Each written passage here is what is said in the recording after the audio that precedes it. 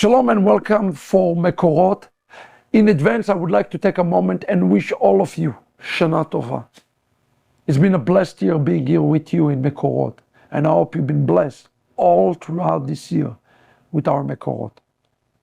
As a reminder, if you're blessed by the program Mekorot and all the other programmings that we offer in countless languages, please consider bringing a special gift, an offering, and a tithe for Rosh Hashanah and for those days.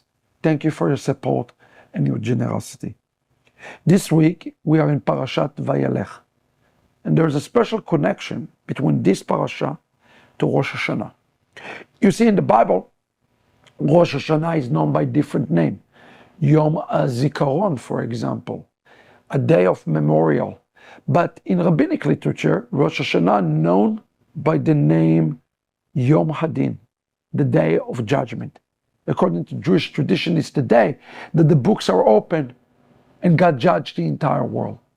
What is the connection between this parasha to Rosh Hashanah that is before us? At the beginning of parasha, Moses says, and Vayelech Moshe Vayedaber et advarim haele el kol Israel. Now it's interesting because Moses finished speaking to them.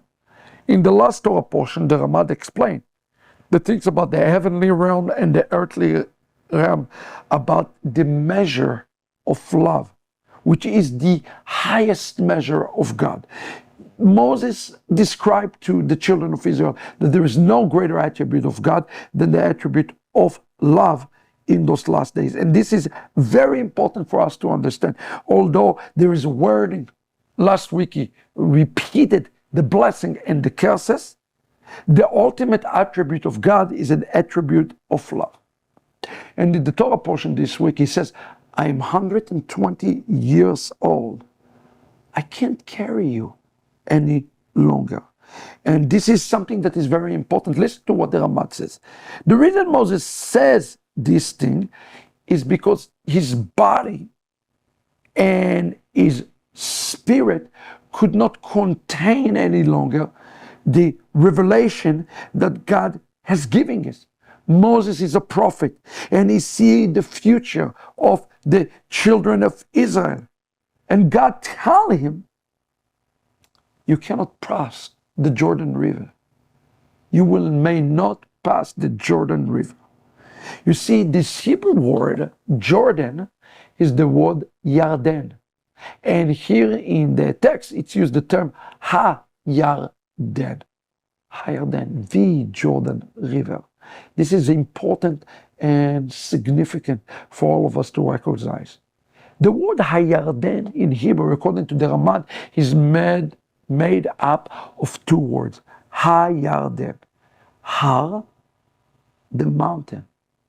Din, the judgment. The mountain of judgment.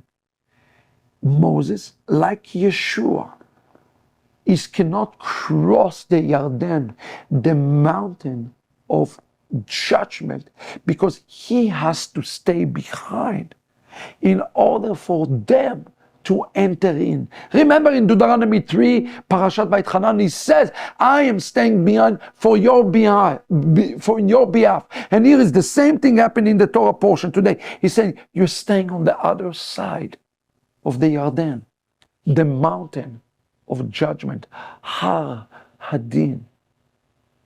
This is an important reminder for all of us during Rosh Hashanah, that God provide a substitution that had to be staying behind, that all of us will be able to enter in.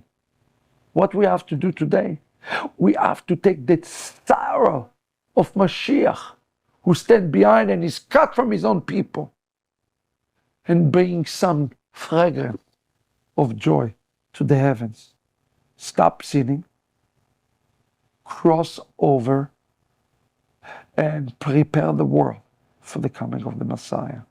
You see, Moses here says, Adonai Elohecha over lefanecha. God is passing before you.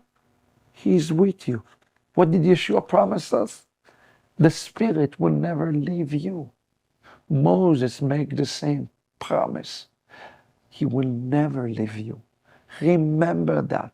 The same is true for us today.